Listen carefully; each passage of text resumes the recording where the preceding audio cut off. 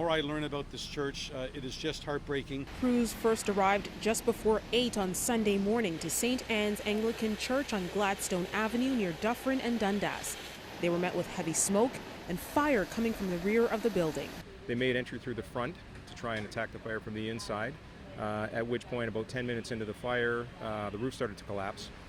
So we went defensive. They pulled back out. The blaze quickly escalating from a 2 to a 4 alarm with nearly 70 firefighters on scene. Residents living near the site were evacuated.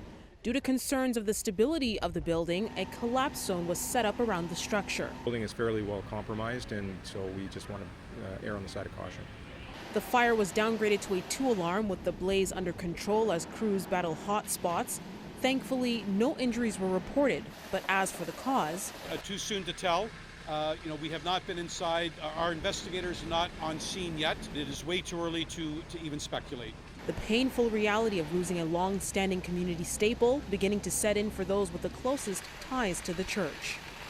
I literally threw on what I had, and I just ran up here to confirm. I was hoping it wasn't, but I got up here to Gladstone and saw flames coming out of the dome, and I knew the worst was the case. Father Don Bayers serves as parish priest for St. Anne's. He was getting ready for service when he started getting frantic calls and messages. He says the church goes beyond being just a religious building. The church has been used for concerts, for plays, but even more importantly, we do a lot of services for persons who are more vulnerable in our community. That's what makes this so hard, is that this provided us a space to actually do that for people. There is also significant sentimental value to St. Anne's. The church was built between 1906 and 07.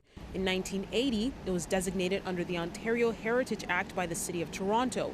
And in 1996, it was then designated as a National Historic Site.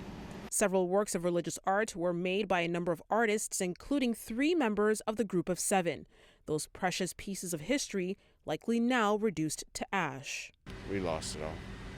That's definite. There's no way it would have withstood the heat of that fire. And now the community begins the process of how to move forward without a place that brought people from all walks of life together.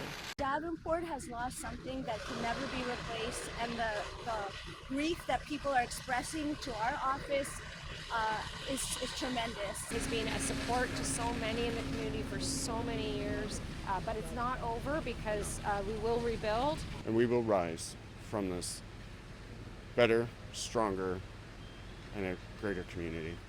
Now, Toronto's deputy fire chief says that this National Historic Site, this church, is likely at a total loss, and the Ontario Fire Marshal has been called in as crews are expected to be on scene over the next several days. Reporting near Dufferin and Dundas, Afua Baah, City News.